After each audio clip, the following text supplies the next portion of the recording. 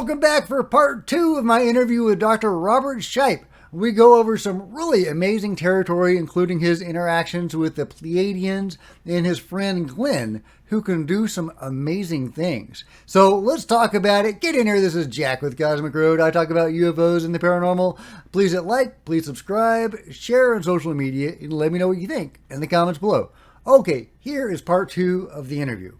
So you have had an encounter with what might be the Space Brothers, the Pleiadians, right? What some people call the Nordics, even though they don't always look Nordic, and sometimes they don't even look especially human. But they're one of the more goodly races that people have encountered.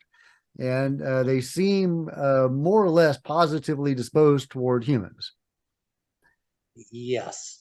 But although it was brief, 100%. And I'm going to reach out to Michael Horn and see if there's a barn with the fence and the bench.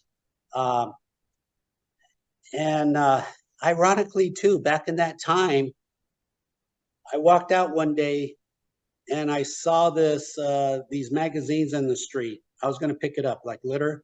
And I picked it up and it was a picture of a Pleiadian ship on the front page. So, yeah, there's a connection there. It's real. Synchronicities are real. I've had some really powerful synchronicities. Exactly. Synchronicity. No, it hasn't stopped. It's still going on. By the way, I should tell you, Glenn, when he got out of the Air Force in 1952, they flew him back to Andrews Air Force Base in July. July 1952 is when the UFOs were buzzing the White House for like 3 weeks. 3 weeks. So Glenn, he said to me, Robert, do you remember when the UFOs were buzzing the White House in 1952? I said, yeah, I do, Glenn, but how do you know that? Because you don't study UFOs. He goes, I was there. What? Yeah. So it started to click. It took me like 10 years to analyze this. I said, Glenn was telling me those UFOs were only there because Glenn was at Andrews Air Force Base. They were saying hello to Glenn. They were not saying hello to the White House. Okay. Out of respect. So it took Glenn 3 weeks to make the transition back. And that's what he was telling me. They were there because of him, which means you can conclude that when he was in Iceland from 48 to 52, if you look at the military records, there were UFOs over the Iceland base every night. It must have drove them crazy. You can assume that. And maybe in the future with the FOIA, if somebody looks it up, UFOs over the Iceland base, 48 to 1952, maybe this will be confirmed. I love it. I hope somebody does that. Please. It's absolutely. Okay. So okay. So you may be a Pleiadian contactee, is what you're saying. Probably very likely. Yeah. Very likely. I'm neutral about it, but that's fine. I mean, it's cool. When you hang out with Glenn, this guy could do anything. So you just learn to be cool about things. So yeah, that's fine. I mean, if they were to recontact me, I'd say, yeah, what do you need? What can I do? How can I help? Do you think Glenn could help you recover your ability to go out of body? Yeah, I think if I bugged him enough and I just started to medicate and meditate. Hey, medication helps sometimes. It does. You know, it's fun for a pharmacist to say that. It's funny. During part of the diet, the psychic diet, were figs, almonds, and dates. So I was a good student. I was following that. I don't know if it's for everyone. The only negative thing was when you wake up extremely sedated. Like you cannot start your day. So if you don't care about that, give it a try. But I can't go. I need my coffee in the morning. I got to start. I got to go forward. I can't. Okay. So what happens if you have that diet? You become more psychically in tuned? supposedly, yeah, the pineal gland. It works on the pineal gland. And I know people have said this for a long time. The pineal gland has something to do with psychic ability. Yeah, the third eye. Uh, yeah, well, I think I've proven that. Because I've thought about it a long time, and I think scientifically I can prove it, and I could describe how that looks, the mechanics of it. In my mind, it kind of makes sense. The pineal gland, where it's positioned here, its shape. There's a logic to it. Without being too technical, I can kind of explain it if you don't think it'll be too boring. If you can explain how the pineal gland works, go for it. I know that it secretes DMT and that it, well, I mean, okay, you go. You take the floor. Okay, briefly, satellite dish, the one at the airport, or some people used to have on the 80s on their roof. A satellite dish has an arm with a hand where radio frequency bounces off the dish and it ricochets. So the concept is when it ricochets off the hand. That's even like your direct TV for your at your home. Those little dish. Everything ricochets. It always ends up on the hand. The data is collected and goes into the computer. Okay, there's a reason why I'm telling you this. So the dish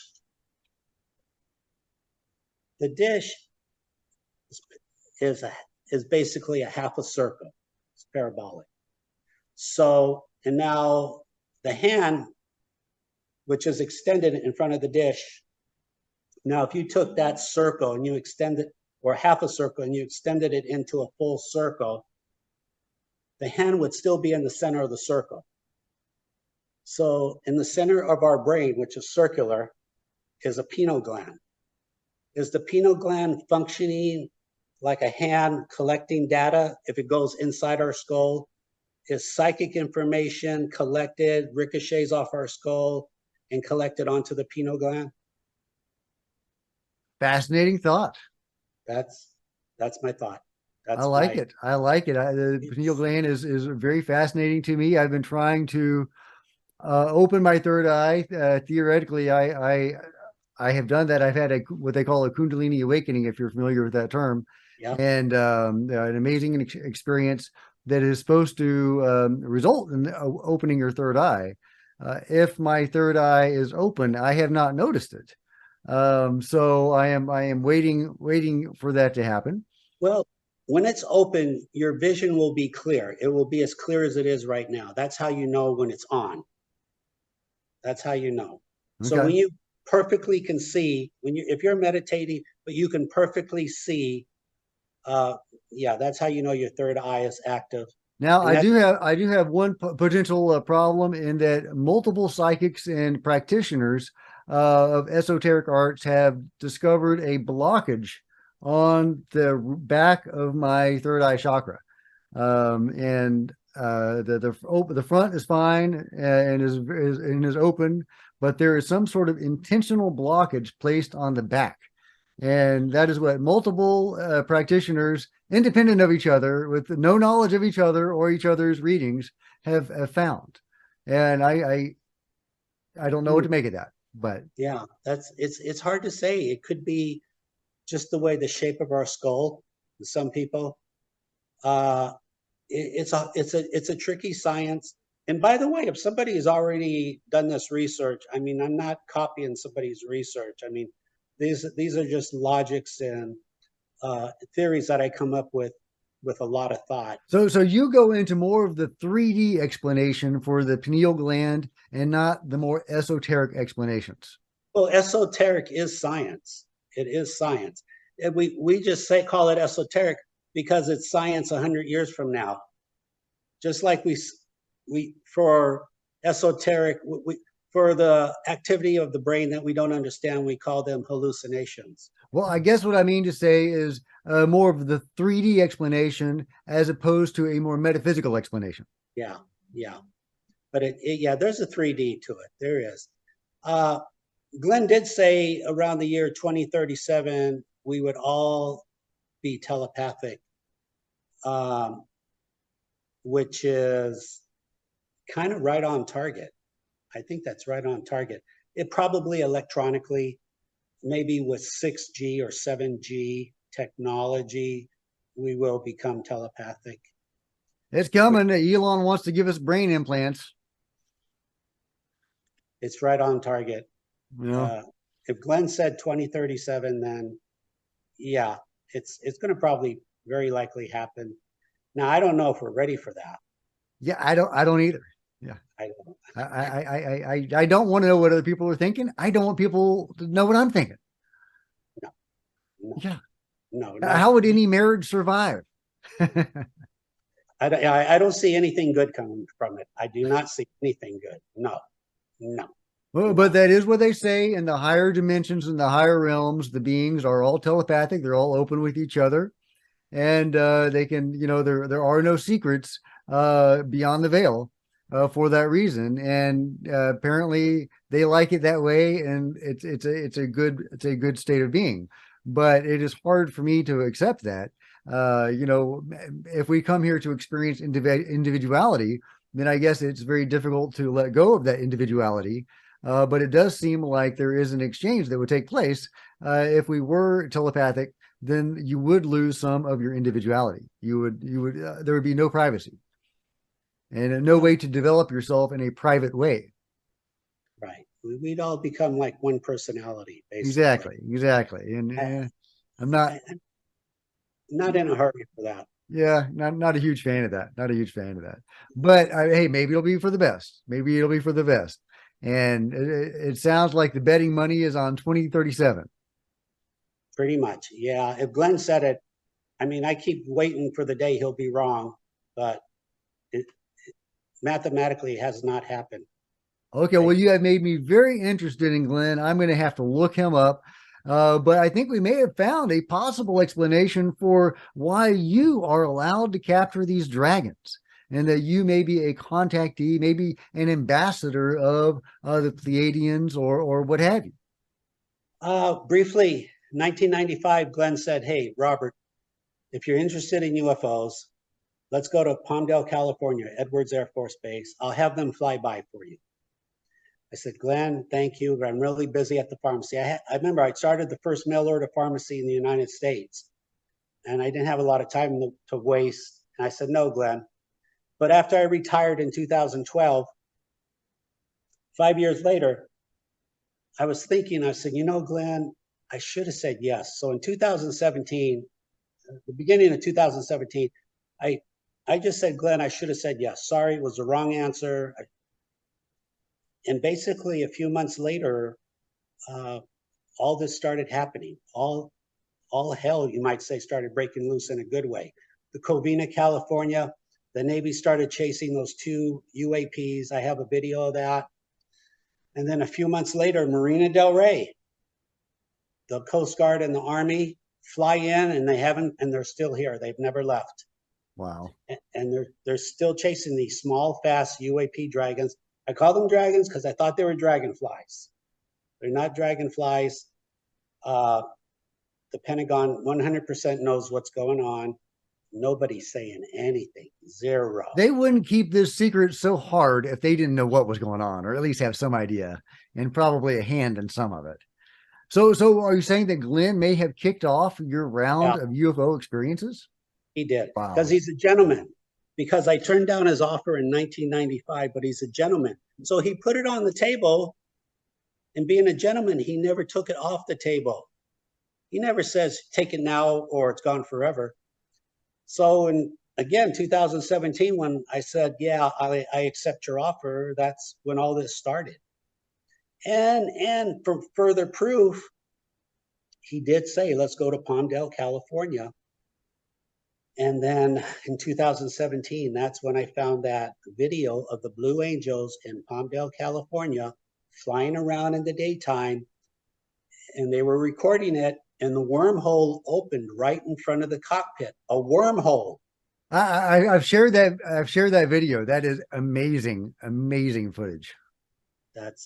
So that was a gift from Glenn. That was Glenn's way of saying, I kept my promise. Okay. I said I'd take you to Palmdale. I'd show you a UFO in Palmdale. I did. I kept my promise. Well, So, thank you, but at Glenn. I appreciate it. yeah, don't be surprised. You start to see maybe some paranormal stuff in your life start in a good way start to pop up. Well, I've had some incredible experiences over the last few years, and I was an atheist before that, and a non-believer in UFOs, and it's been a crazy few years. It's been a crazy few years. That's an But amazing. okay, so getting back to our, let's round this out. Okay, okay. So this all began with an out-of-body experience where you encountered a cosmic being. Can you describe that cosmic being? Did you were Yeah. you able to get a visual, or was it more of a Uh, sense? this is what I remembered. So I went out of body, and the next thing I know, I found myself in this large black void, a large black void, and somehow, without any words being spoken, it was made known to me that I could ask one question, which is kind of odd. Like there was nothing telepathic, but it was posed. Do you have a question, Robert? And that's when I put it out there. I said, "What is my life plan?" And I'm thinking, it's like, am I imagining this? Because if it's real, I should get an answer. And if it's not real, nothing will happen. A few seconds went by, and I got an answer. And it was a very masculine, loud voice, like Hollywood. And this guy he just said space, just very Hollywood like space. And then I said, who can help me with this? Virgil. And like I said, he told me a few other things. I don't remember it. And that was kind of the end of that, uh, as far as, yeah, Okay, so recontact so the being said your life path is space, and to space. get you there, Virgil. And then you went and spoke with Virgil, and you discovered the existence of this UFO. Do you feel like that led you somewhere? Did that further your destiny toward space? It's a slow process, yes, but it's been a slow process. It didn't, all this didn't happen in 1 year or 5 years. Again, when I was four, I knew I'd be so really, I guess it started in 1983. So from 1983 to now, 40 years. That's how long it's taken me to achieve this. Okay, Again, well, I am just blown away because now I have to wonder if he meant it literally. If you have an out of body contactee of the Pleiadians, might all of this somehow be leading toward a physical experience aboard a Pleiadian craft? because she did say you will learn to fly. Oh, nice. I don't know. Maybe. I mean, if it's offered, I'm going to say yes. But if she says you got to leave the earth and not come back, I'm going to say no. I have a sense of loyalty, and I'm not going to abandon. I'm not going to abandon Earth. I have a Right. sense of loyalty. I'm not going to do it. But if she says come and fly with us, we have a few things to tell you. Yeah, sure, I'll do that. Yeah, we'll see. We'll see because again, all this is happening. It's got to be for a reason. It's got to be going to the next level. Even though I've recorded 4,000 sorties of the Army, the Coast Guard coming in, and these dragons flying up to their helicopter, it's got to be going to a higher level. All this, all this is not for me. It's not for my entertainment. The way I look at it, God's not doing this to entertain me. There's a bigger payoff for humanity. That's where this is going. So, if that's offered, because Glenn is still in the picture, these UAP dragons are still here. I just see it going to a higher level. Yeah. Well, And I hope so. I hope it does go to a higher level. I hope you learn to fly. And I hope we can, together, all of us can raise the consciousness of humanity and get us more connected to the beyond, and maybe we can get to that next level. we can. We just need someone to teach us and guide us, point us in the right direction, to volunteer information.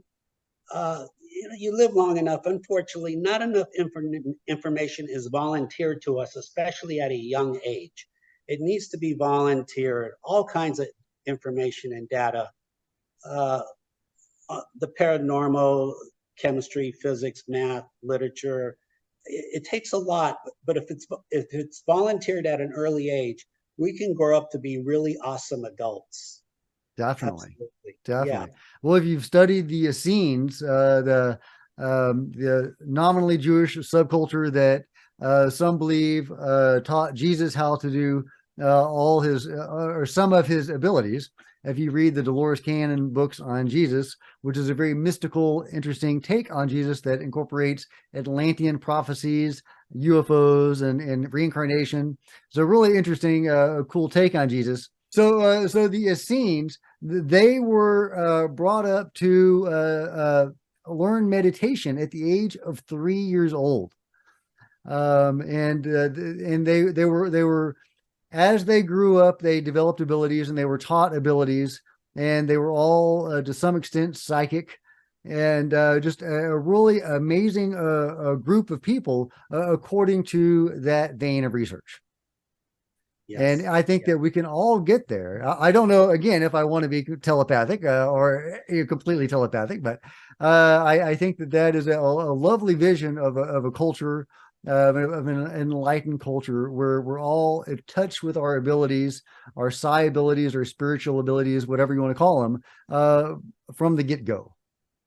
Right. Right. It's again, if we're taught early enough, we can learn how to do this. And I'll tell you a little fact about Jesus, as Glenn brought it up. So it's not a lot of information, but it is pretty interesting. Uh, Glenn was born February 3rd. February 3rd. So I'd always take him out on his birthday. I go, Glenn, come on, I want to take you to dinner. This is a very special day. And he just mumbled. He just said, yeah, I know Jesus and Buddha were born today. I said, what? What? Yeah, Jesus and Buddha were born February 3rd. Well, we got it all wrong. I'm like, I don't know what to say. So just FYI for what it's worth. I know, of course, February 23rd, no, 3, February February 3rd. 3rd. February 3rd. Okay, I'm going to write that down. That's going to be my new Christmas. It yeah, yeah, I get it. I get it. I know people are saying, Robert, there's no way to ever verify that. You're making it up. I mean, please study Glenn, go on YouTube, watch his talent. I do have like 300 hours of him on the radio with a lot of predictions, a lot of predictions. So you'll see quickly that this is all very real. I could tell you this: in 1970, somebody said, "Hey, Glenn, who's going to win the Super Bowl?" on the radio. So he said, "This is who's going to win. This is the score, and this is the attendance." Exactly. He was exactly correct. I don't know if that person made a lot of money. He probably did. But the next day, his doorbell rang, and it was the government. Went to Glenn's house, and it was the FAA or the FCC. I'm sorry, the FCC, and they said, "Glenn, we got to talk to you about your prediction, and that you can't be doing this. You can't be going on the radio and telling people the future. It's a big problem, especially you, because you're always right." And not be technical, but they said you cannot use officially you cannot use the radio to make predictions. I don't know if that's a law from 1920 I or have something. never heard that law. You know, it's so They're just making esoteric. up new laws. Maybe they were just making it up and they were telling them maybe. But he said, "Okay, I'll never do that again." But what he was really saying is, "I'll never make another prediction in America again." Sneaky. I Sneaky. like it. So in 1974, when he was doing the radio show at Universal Studio, he would say, "Oh, by the way, I'm going to predict the horse races at Caliente Racetrack in Tijuana every day." He said, "What? Yeah, I'm going to predict the horse race before the race." And he did. He would do that on the radio and predict it every day. And after 100 days, the government came back to Glenn. They said, look, we're getting a lot of complaints that these horse races are fixed, and they're putting a lot of pressure on the Mexican government's putting a lot of pressure on the American government. Like, this guy is cheating and he's making our horse races look bad, and we can't have this. So Glenn said, okay, I'll compromise. On the radio, I won't announce who the winners will be, but I'm going to tell the people in the audience. He had 1,000 people in the audience every day. I'm going to make the prediction to them. So he left it at that. But this is the level he was on. It was easy. That's amazing. I wish he was still around. I could get some horse racing advice. Not that I horse race, but or bet on horse races. Yeah, it's kind of true. It's But very if he were around, I would.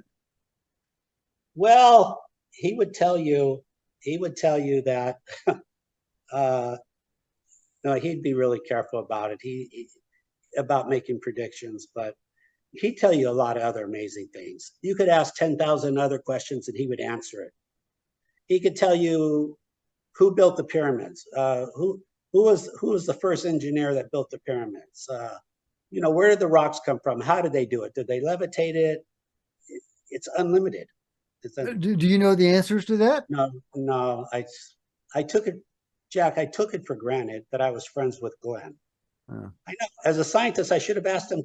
I knew at the time, I kept saying to myself, I need to get this guy in front of a blue ribbon task force at the university, and they need to ask him 10,000 technical questions. It's not that easy. It's really not that easy. So it really never happened. But like I said, I have 300 hours of radio tapes. And I'll start to share. I'll share you tapes here and there, because some of them are pretty interesting.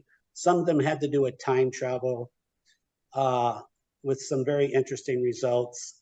So there's a lot of good stuff to be discovered yet. Definitely, it sounds fascinating. Yeah, no, he was the real. And for what it's worth, he had to close his eyes before he could answer your question. So what that means is, to see the answer, he had to close his eyes to see the text, you might say.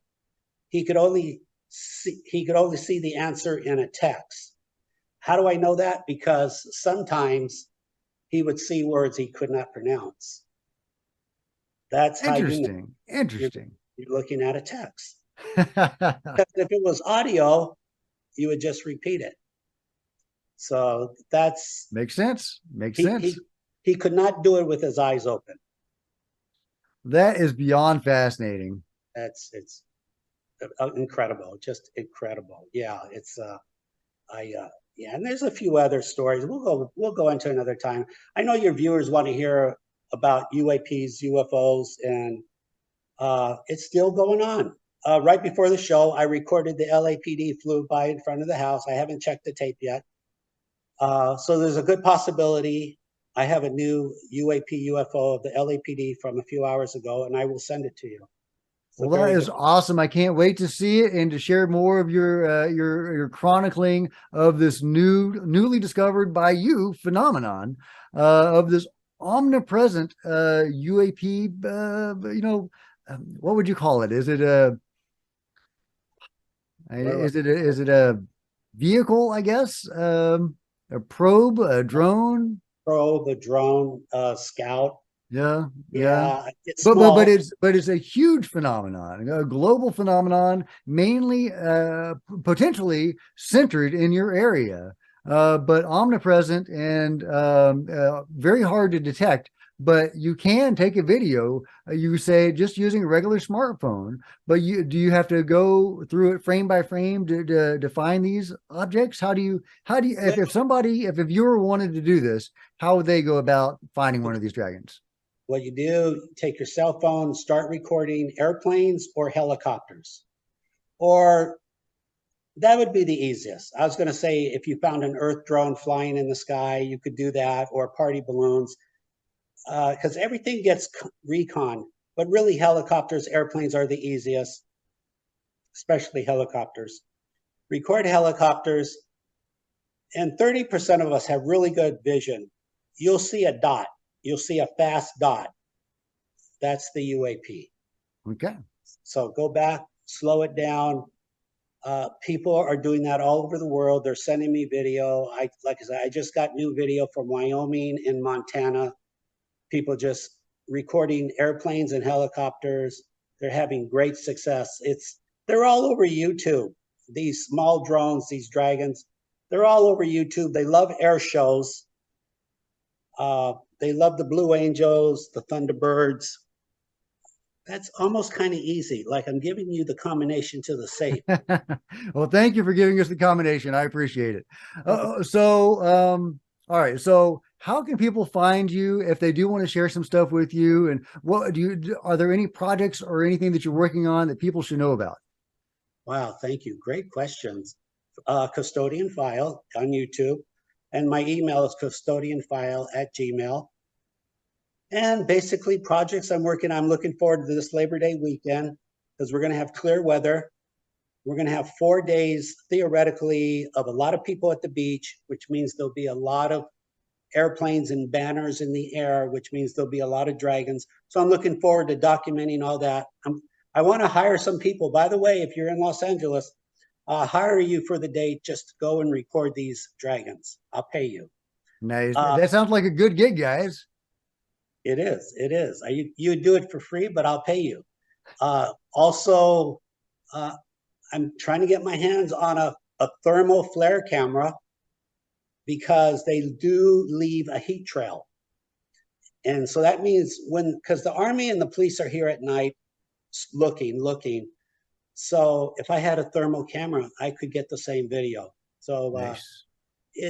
they're hard to get your hands on one. People who have them don't want to loan them out or rent them.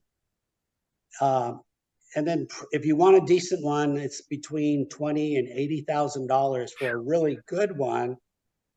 I would like to rent one first and test my theory. Yeah, rent one first. Yeah. So that's where I need help. If you're a movie studio, if you want to loan me, or a professional photographer, if you want to loan me one, please do, or I'll even pay the rent to borrow one. All right, there you go, guys. You have a mission. Share this information and get Robert one of these cameras. All right. Please. That'd be awesome. Well, thank you so much for joining us today. It was just such a fantastic interview. You had such wonderful things to share, and I really appreciate it. Thank you. Same here. I appreciate you having me. Thank you to all your viewers for being open-minded and curious enough to listen. Yes. All right. Well, thank you guys for joining us. If you've enjoyed this video, please give it a big thumbs up, subscribe, share on social media, and let me know what you think in the comments below. Until next time, this is Jack with Cosmic Road with Robert Shiepe saying goodbye.